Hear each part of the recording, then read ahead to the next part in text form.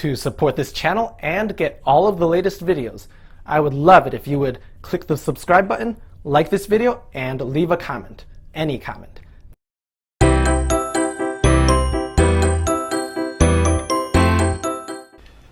In this lesson, we will be learning about nouns.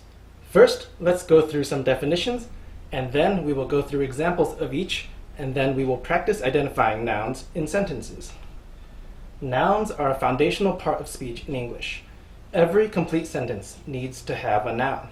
A noun is a word or set of words that represents a person, place, thing, or idea. A noun that is more than one word is called a compound noun. There are also common nouns and proper nouns. Common nouns are general nouns and are not capitalized. Proper nouns are specific nouns and they are capitalized.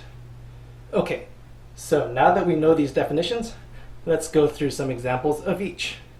First, let's go through examples of common nouns that are one word for each of the categories of person, place, thing, and idea. Examples of common nouns that are persons are man, daughter, father, employee, and painter. Examples of places are forest, desert, home, concert, and island. Examples of things are ball, violin, chair, banana, and window.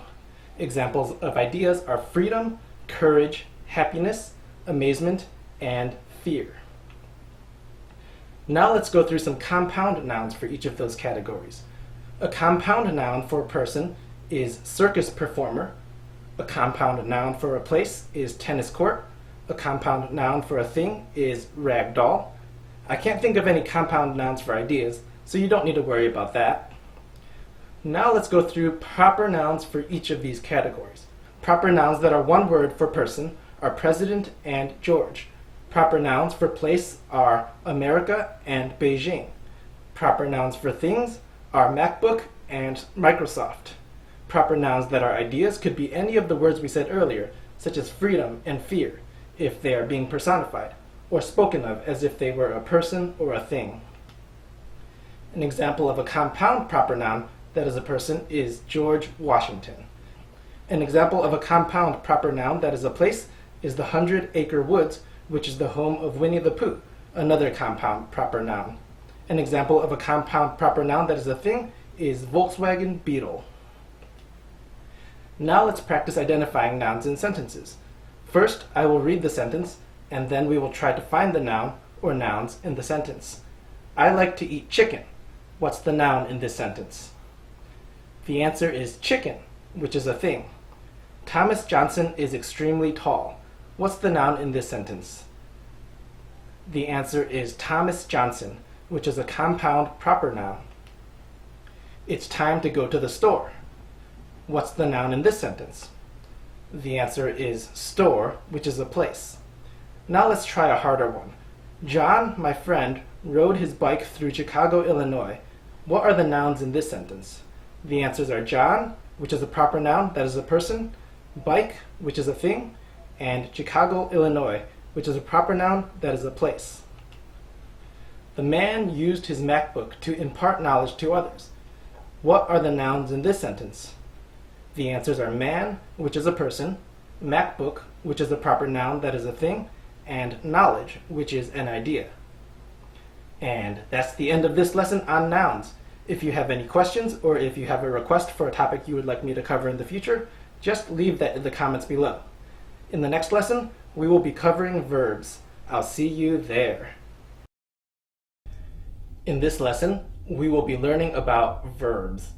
We will first define what a verb is, then we will go through some examples of verbs, and then we will practice identifying verbs in sentences.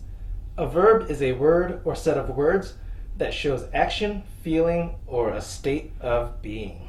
State of being verbs are also called linking verbs, and they are followed by an adjective, which we will cover in a future lesson. A phrasal verb is a verb itself that is more than one word. A helping verb is a word or words that help clarify the meaning of a verb. Examples of verbs that are actions are run, go, walk, swim, and talk. An example of a phrasal verb, or a verb that is more than one word, is break down. Examples of helping verbs are is, shall, must, do, has, can, keep, get, start, help, and more. So, when we add helping verbs to verbs, we get verbs such as is running, shall go, must walk, keep swimming, and help study. Examples of verbs that are feelings are love, enjoy, envy, hate, and sadden. Examples of verbs that are a state of being are all forms of the verb to be, such as is, am, are, have, been, and was, as well as words such as look, feel, appear, and more. And as we said before, state of being verbs are followed by an adjective, so we would have phrases like is happy, had been mad, looks smart, feel good, appeared intelligent, etc. Now let's practice identifying verbs in sentences. First, I will read the sentence, and then we will try to identify the verb or verbs in the sentence. Sarah runs fast. What's the verb in this sentence? The answer is runs, which is an action. The boy in the store has been desiring food. What's the verb in this sentence? The answer is has been desiring. Has been are the helping verbs, and desiring is the main verb, which is a feeling. That employee will be a hard worker. What's the verb in this sentence? The answer is will be. Will is the helping verb, and be is the main verb, and it is a state of being.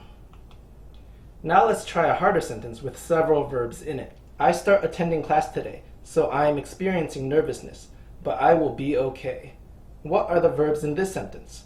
The answers are start attending, where start is a helping verb and attending is the main verb, which is an action. Am experiencing, where am is a helping verb and experiencing is the main verb, which is a feeling. And will be, where will is the helping verb and be is the main verb, which is a state of being. And that's the end of this lesson on verbs. If you have any questions, or if you have a request for a topic you would like me to cover in the future, just leave that in the comments below. In the next lesson, we will be covering subjects, direct objects, and indirect objects. I will see you there.